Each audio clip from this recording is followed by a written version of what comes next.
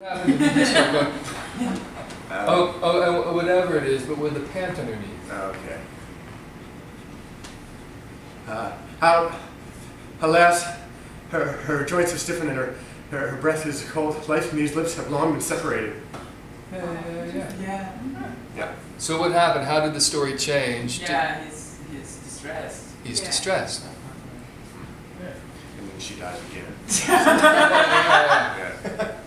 But what about like in fighting mode too? Like if you're in a fight, you can use it too. Like if you're A fight? Yeah. like Yeah. an argument or Oh yeah. like Maybe domestic quarrel or something. Exactly. The idea is rather than when things get intense or you get into an argument, you hold your breath because things are getting intense. You're breathing as things are getting intense.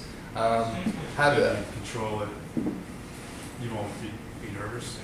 Exactly. Because another thing that happens is as you're about to go on stage, you know, stage fright, you might get really nervous. I find that it's just energy. And if I can breathe with that energy, it will be the energy of excitement. Oh God, the New York Times is coming tonight.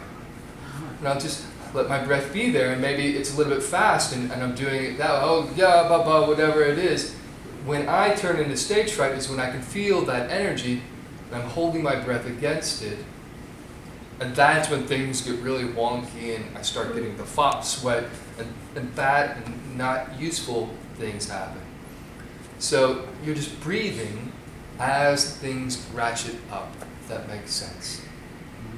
Does that make sense? Mm-hmm. Yeah, for real?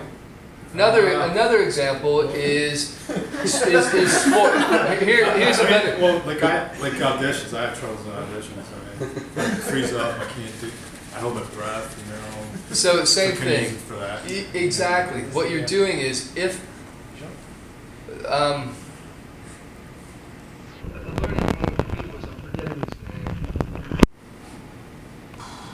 He was on TV with Patricia Arquette. Anyway, he was a Juilliard trained actor, a very fine actor. I went to see him, and he was friends with my friend. We all went out to the bar afterwards. After the show, in the bar, his breath, hey mate, how's it going? So he was still, and I could see his breath was so alive. It was so quick, it was so impulsive. So rather than holding his breath, this is a more impulsive breath.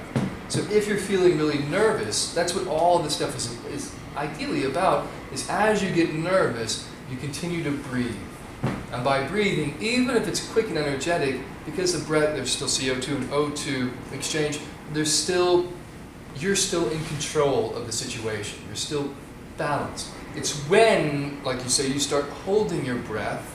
Literally, when you're holding your breath, the levels inside of your bloodstream are getting imbalanced. The messages to your body are, oh gosh, this is fight or flight, something bad is going to happen. I'm either going to fly away or fight, and the adrenaline starts kicking in, and that's when things get like out of control. But if you're breathing with it, then you tend to be able to ride that energy. It's the best way I can put it. But all this work hopefully is in service to that, so that when you go to the audition, you can be like, am I breathing? No. Okay, breathe. Does that make more sense? Yeah, that makes sense. Okay. Yeah. I was just like to make it real quick. I just thought about this idea because I did play a character who had post-traumatic stress, and I never thought about this, and I believe that would have helped her way better. Yeah.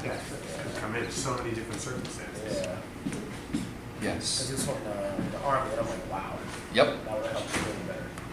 Yep. It's just a thought.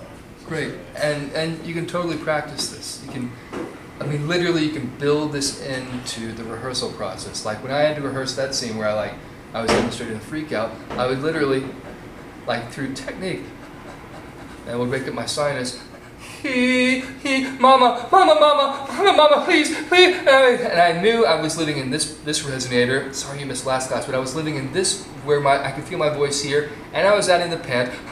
And so then, if I'm not feeling very much, or if I'm just having a marked rehearsal, I'm still able to tell a story.